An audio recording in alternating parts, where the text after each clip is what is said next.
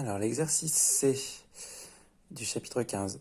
Dans cet exercice, on cherche à montrer qu'une fonction qui est solution d'une équation différentielle et qui vérifie deux conditions initiales, f de 0 égale, f' de 0 égale, est impair. Alors ça, quand on l'a jamais fait, c'est un peu délicat. Il y a quelque chose à retenir. Il faudra retenir cette partie-là.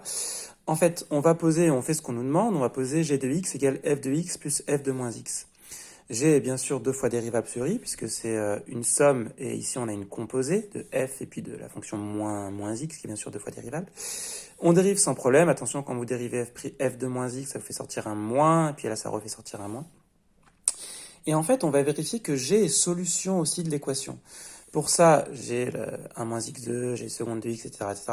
Je remplace, je mets ensemble ce qui dépend de f de x, et puis de l'autre côté, ce qui dépend de f de moins x. Okay, mais en fait, ces deux accolades sont nulles. La première parce que f est solution de l'équation, et puis la deuxième parce que f est solution de l'équation. Simplement, si l'équation elle est vraie en tout point x, elle est aussi vraie en moins x. Donc c'est pour ça qu'ici, on a 1 moins x de f seconde de moins x. Là, on avait plus 2x f' de x, mais en moins x, ça fait moins 2x f' de moins x, etc., etc.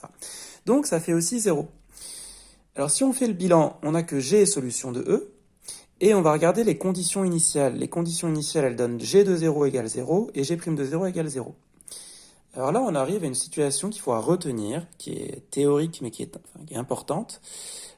Si j'introduis la fonction nulle, alors la fonction nulle, bien sûr qu'elle est solution de E, puisque E est une équation homogène. H de 0 vaut 0, et H' de 0 égale 0. Autrement dit, G et H vérifient le même problème de Cauchy. Et donc, G égale H. Donc, on en déduit que f de x plus f de moins x égale 0, et donc que f est impair. Il faut retenir cette utilisation du théorème de Cauchy, qu'on reverra d'ailleurs dans un autre exemple. Pour le petit b, je vous laisse le faire tout seul et vérifier. J'ai même pas mis la solution en entier. Faites-le, et puis si vous n'y arrivez pas, vous me dites.